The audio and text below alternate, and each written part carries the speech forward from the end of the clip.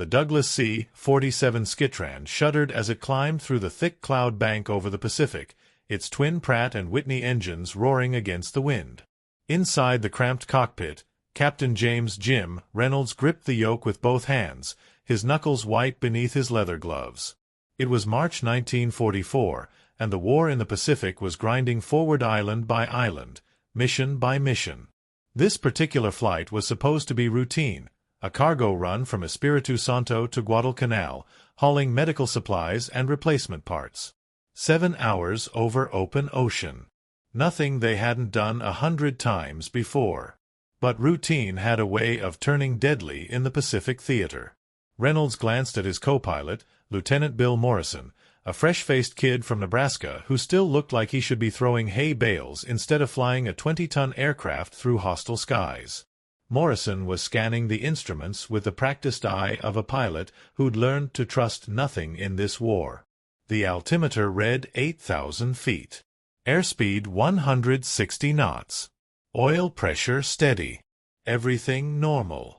Behind them, in the cargo bay, Sergeant Eddie Walsh sat on a stack of crates, cleaning his sidearm for the 3rd time that morning. The crew chief had seen too many planes go down in these waters, watched too many search parties come back empty-handed.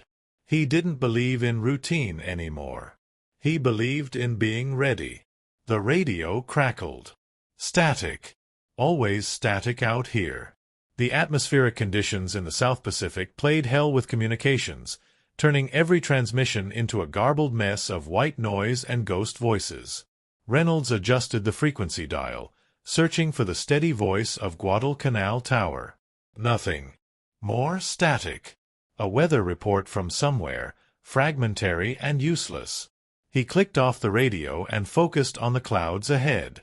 That's when Lieutenant Carl Dodson, the navigator, spoke from his station behind the cockpit.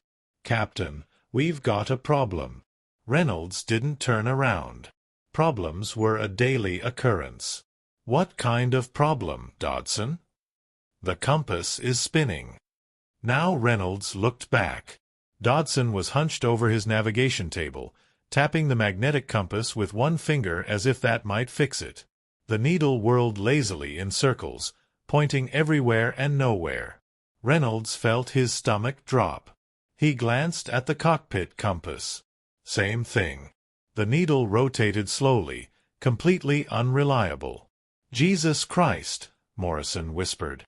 "Check the backup," Reynolds ordered, his voice level despite the ice forming in his chest. Dodson was already on it. He pulled out the auxiliary compass from its storage case, set it on the table. Within seconds, its needle was spinning too. "No good, sir. Something's wrong with the magnetic field. Could be a freak atmospheric condition, could be." "It doesn't matter what it is," Reynolds interrupted. "How long until it clears?" "I don't know, sir. I've never seen this happen before." Reynolds forced himself to breathe. They were approximately 3 hours into the flight, which meant they were somewhere in the middle of the largest ocean on Earth, surrounded by thousands of square miles of empty water.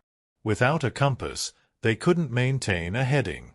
Without a heading, they could fly in circles until they ran out of fuel and went down in the drink. The Pacific had swallowed thousands of men that way. No trace, no wreckage, just gone. He keyed the intercom. "Walsh, you reading this?" "Yeah, Captain. I'm reading it." Walsh's voice was calm, but Reynolds heard the tension beneath it. "What's the play?" "We're working on it."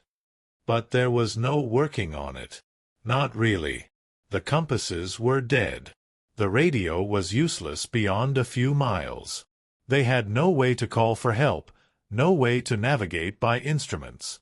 The sun was hidden behind a solid overcast that stretched in every direction, a gray blanket that turned the sky into a featureless void. Below them, the ocean was invisible, lost in the haze. Reynolds ran through his options.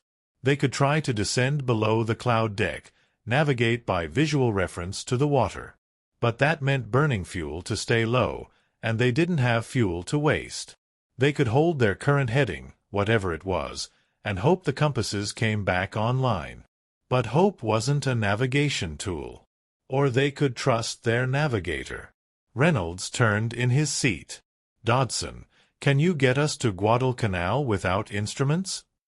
There was a pause.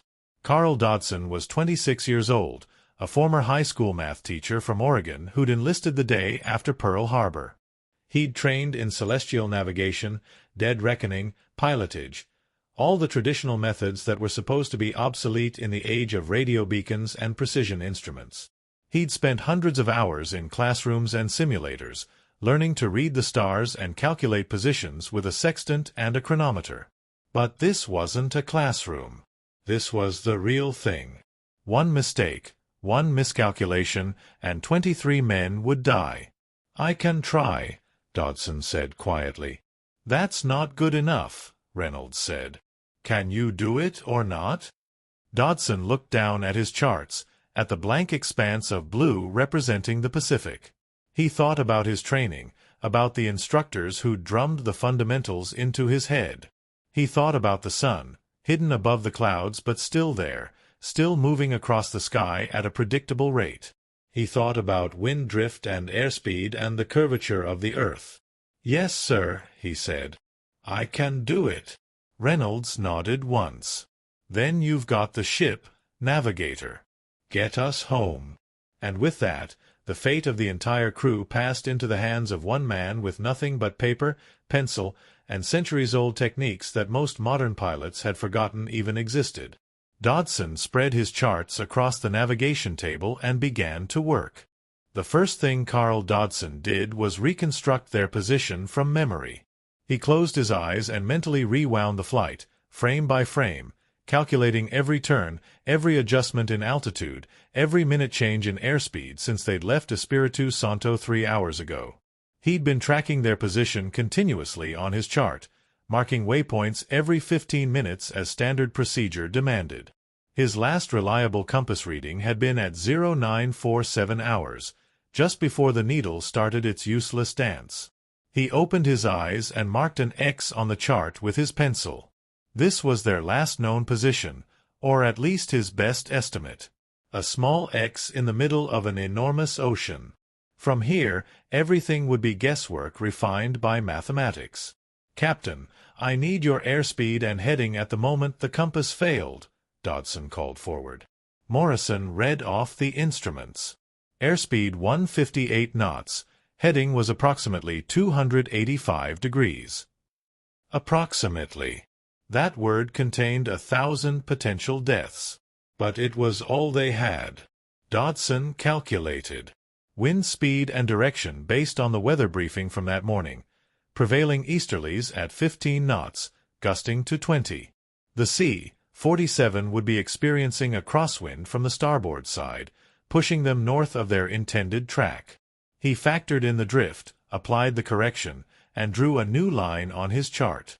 If they maintained their current heading, assuming it was truly 285 degrees, they would pass approximately 40 miles north of Guadalcanal and fly straight out over the ocean until the fuel tanks ran dry. Unacceptable. "Captain, we need to turn 10 degrees south. Right now." Reynolds didn't hesitate. "Morrison, give me 10 degrees right." The C-47 banked gently. Morrison held the turn using the attitude indicator and the seat of his pants, feeling the aircraft's response through the yoke. When the turn was complete, they were flying blind, maintaining a heading they couldn't verify with a compass that didn't work. Dodson started his clock and began the most important calculation of his life. Dead reckoning, the ancient art of navigation without external references. Calculate your speed, account for wind and drift, mark your position at regular intervals based on time and distance traveled.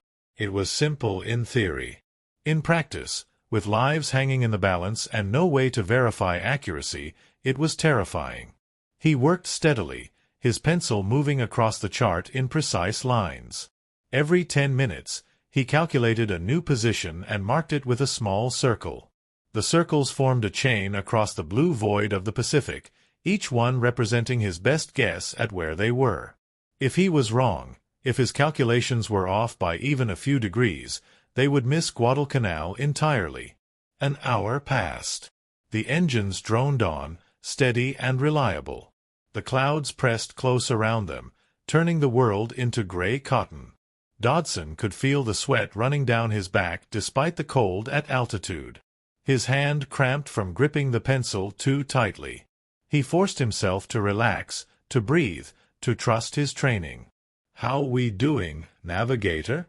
Reynolds called back. "On track, sir. 2 hours, 40 minutes to Guadalcanal if my calculations are correct." "And if they're not?" Dodson didn't answer. They both knew what happened if he was wrong. The intercom crackled. Walsh's voice. "Captain, we've got weather moving in. I can see it through the cargo door porthole. Looks like a storm front." Reynolds cursed under his breath. A storm would complicate everything. Rain would reduce visibility to zero if they descended below the clouds. Turbulence would make it harder to maintain a steady heading. Wind shear could throw off all of Dodson's calculations in an instant. "How bad?" Reynolds asked. "Bad enough. Lightning at 10 o'clock. Dodson heard it then, the distant rumble of thunder, a sound that carried even over the roar of the engines. He looked at his chart, at the chain of circles marching toward Guadalcanal. A storm would scatter them like leaves. They might end up anywhere. "Captain, I need you to hold this heading no matter what," Dodson said. "If we deviate, I lose the track." "Copy that." "Morrison, keep her steady." The turbulence hit 5 minutes later. The C-47 bucked and shuddered as it plowed into the storm front. Rain hammered against the windscreen, turning the outside world into a waterfall of gray. Lightning flashed, illuminating the clouds from within. The aircraft dropped 50 feet in a downdraft, then shot upward on a column of rising air. Morrison fought the yoke, his arms straining to keep the wings level. In the back, Walsh grabbed onto a cargo strap as crates shifted and groaned against their tie-downs. "Son of a bitch!" he shouted into the intercom. "Captain, we're getting tossed around back here." "Secure the cargo," Reynolds ordered. "Navigator, report." Dodson was clutching his table with one hand, trying to keep his charts from flying away with the other. The pencil had rolled onto the floor. His calculations were scattered across the table. He grabbed the chart before it could follow the pencil and pinned it down with his elbow. "Still on track, sir," he shouted over the noise. "But the turbulence is affecting our airspeed. I need a steady reading." Morrison's eyes were locked on the instruments. The airspeed indicator fluctuated wildly as the storm tossed them around. Airspeed varying between 140 and 175 knots. "I can't hold it steady." Dodson felt panic rising in his chest. His calculations depended on consistent airspeed. If the speed kept changing, his dead reckoning would be meaningless.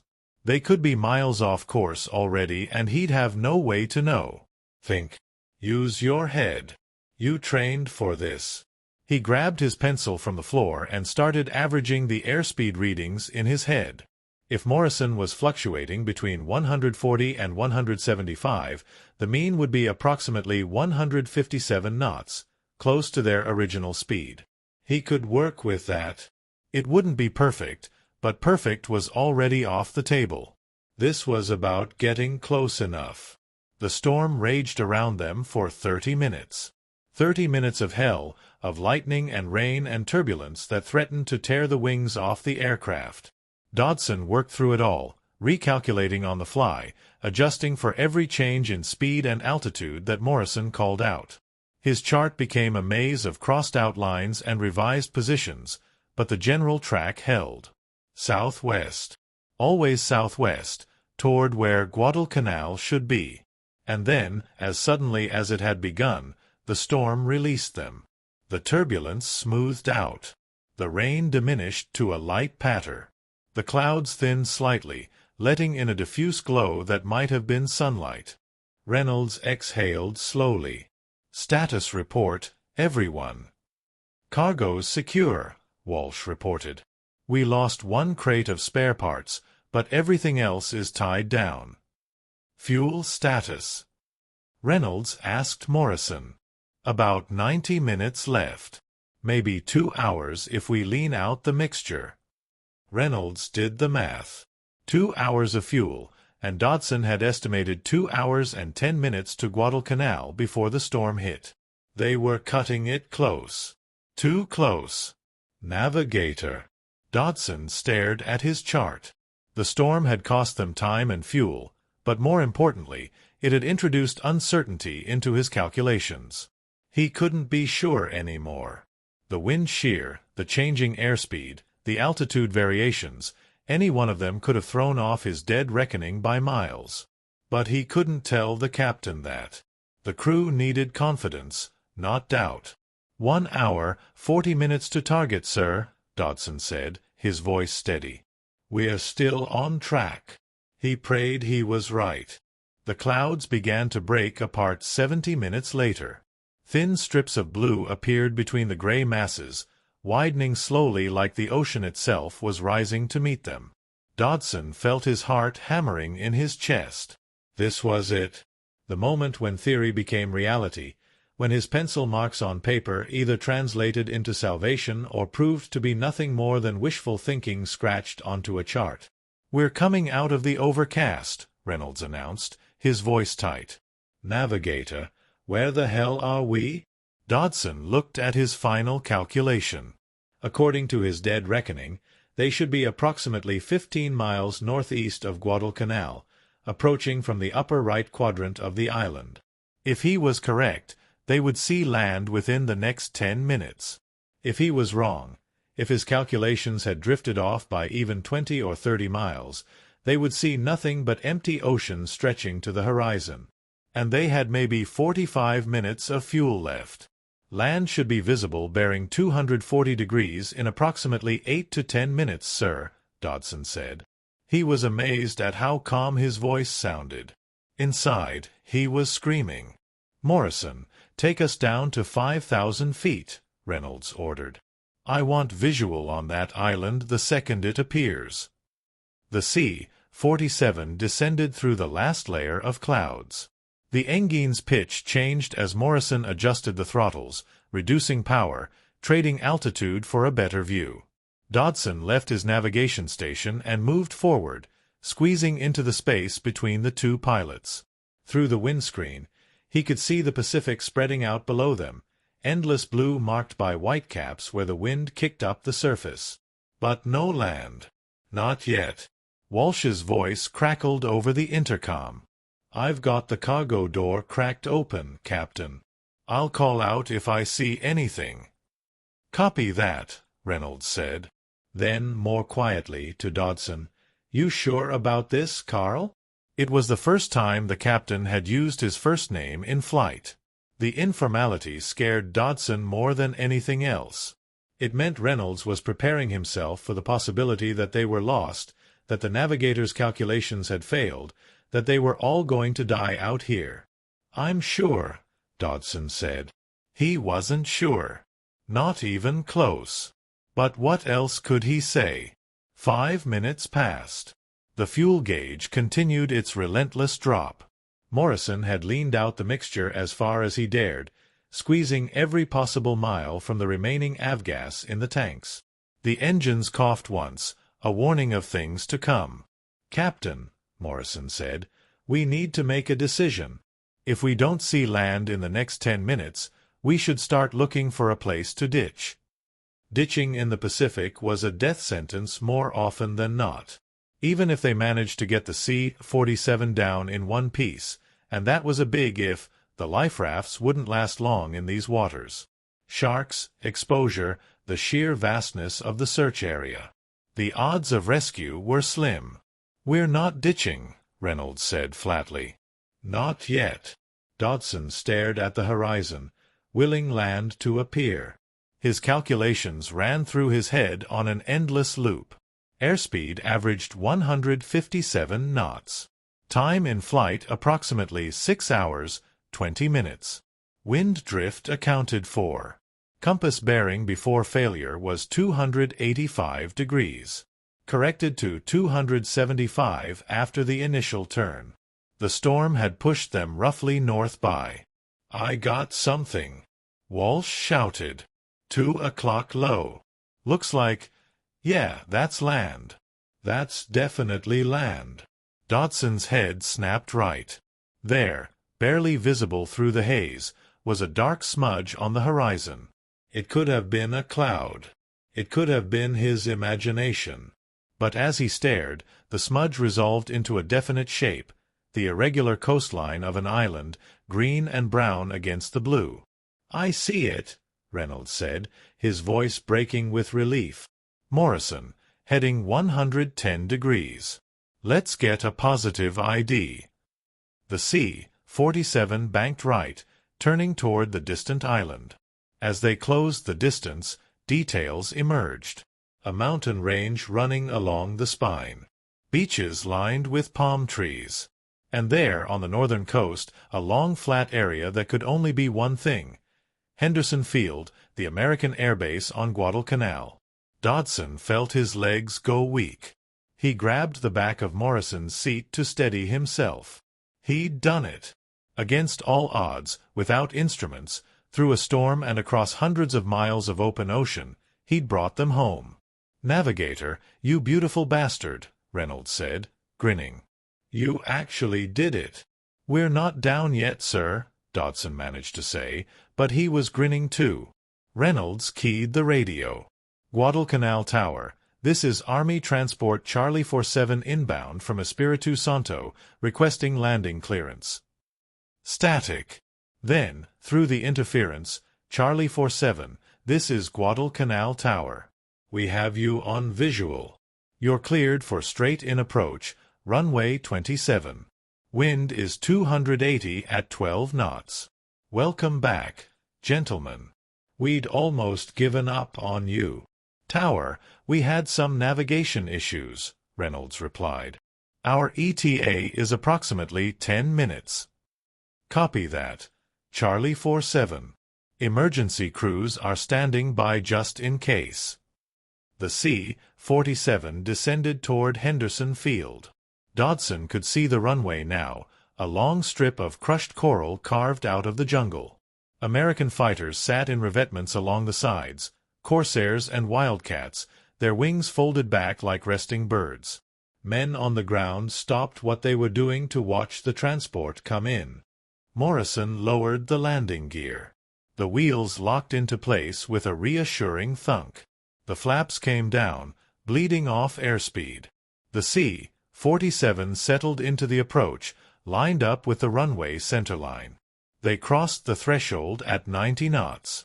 Morrison pulled back on the yoke, raising the nose. The main gear touched down with a chirp of rubber on coral.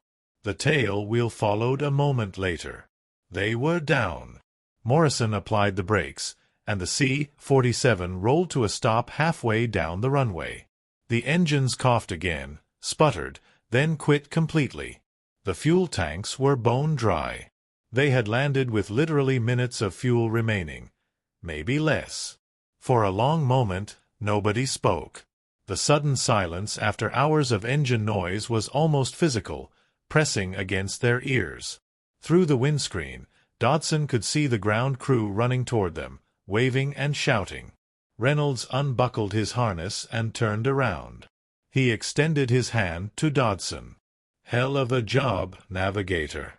Dodson shook his hand, feeling the tremor in his own grip. "Just doing my job, sir."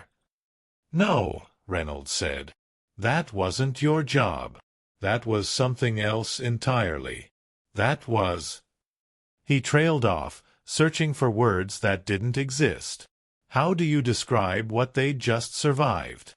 What Dodson had just accomplished? Walsh's voice came over the intercom one last time. "Hey, Navigator.